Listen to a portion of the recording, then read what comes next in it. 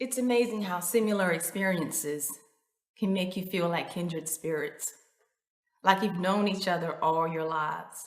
Here's an outtake from my interview with Retta Timmons, speaker and coach. We're talking about how faith gives you everything you need to move past the guilt, pain, and shame of your family's generational curse. Watch. How did you graduated from high school Yes. and life began to happen. So tell me, what was the turning point that made you say within yourself that I'm not going to carry this anymore? Really starting to search for God.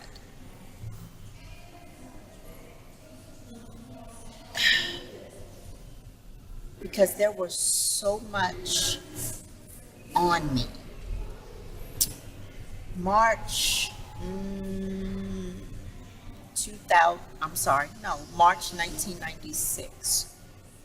My mother committed suicide. April 1996, I found out I was pregnant with my daughter. So that's nobody but my mother reincarnated to watch over me. And Back to give you what you gave her. yes, but it wasn't as bad. Thank you, Jesus. And just starting to look at the things I had missed out growing up.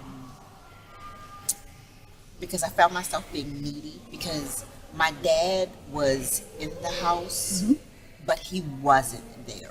There was no emotional connection. Right. My mother was a disciplinarian. When she told me no, I would go ask him because I'm the baby girl. So I knew he wasn't going to tell me no. But I think with that happening and just focusing, it's like, you got to get it together because now you have somebody that needs you and you need to take care of her. Okay. And even with her father wanted me to abort her. And I said, no, I'm not going to do that. And then I went back to give it some thought because his ultimatum was having an abortion. You and I can work on our relationship, or you keep the baby and we part ways. Deuces, bro, I'm out. I know, right? Bye. It was a pleasure. It really wasn't a pleasure. I'm out. And that relationship, and I tell her, she knows, that relationship was out of no self-love, no self-worth. It was nothing but sex. It was nothing but sex. Because internally, emotionally, your soul had been destroyed. So Yes. you really didn't have any vulnerable, sincere, genuine love to share. Yeah. It was just the act of what was available to us in the community because we're such an overstimulated community already. Yes. And because of my outlook on it was, oh, this is what love is? Okay, well, I can do that. But as I got older, I'm like, no, that's not how you love. That's not real love. That's not pure love. That's not true love. That's lust. So what part did faith play in your healing process? Faith played a major role.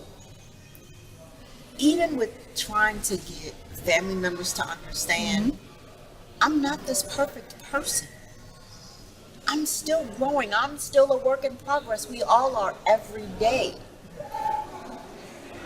But if I miss church, I'm upset. I get upset with the quickness. And I'm still in the process of really, truly, fully trusting God. Do I know He's there? Absolutely. Do I doubt? Yes. Because He's not here. You can't visibly see Him, but you can feel Him and you know He's there.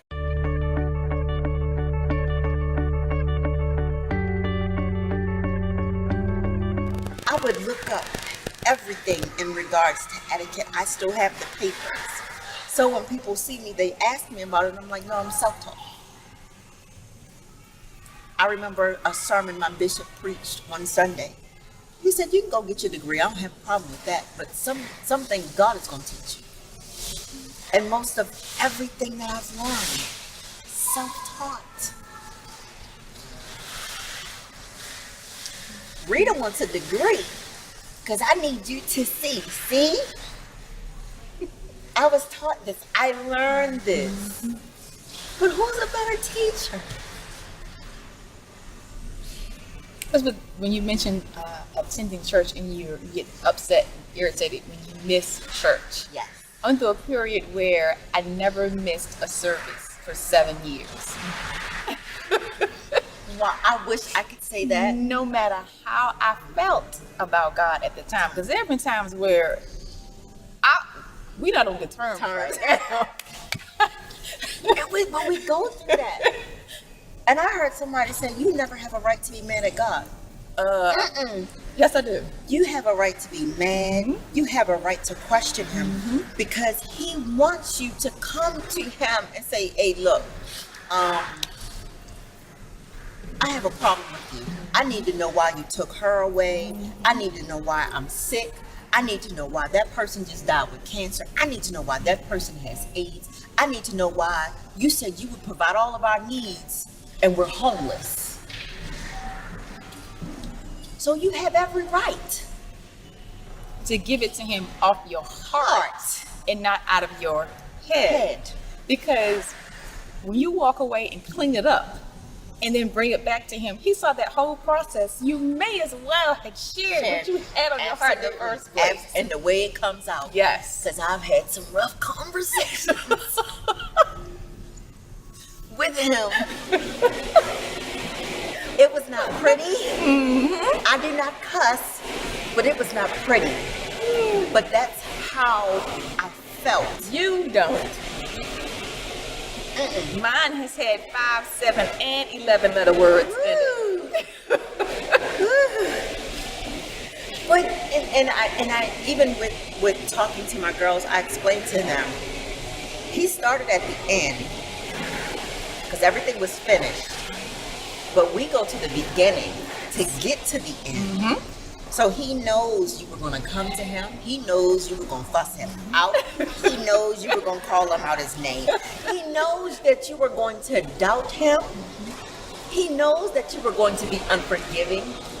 He knows that you were going to be laid up with Cletus, Bone Quisha, and everybody else. He knows. He knows. You know he's there. You know he's there.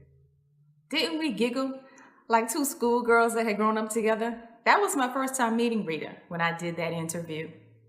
That's what I mean by kindred spirits. How the things that you've gone through and experienced in your life can make you feel as if you've known each other your entire lives. Be on the lookout for more from me, That Anita Live. Visit my website, thatanitalive.com.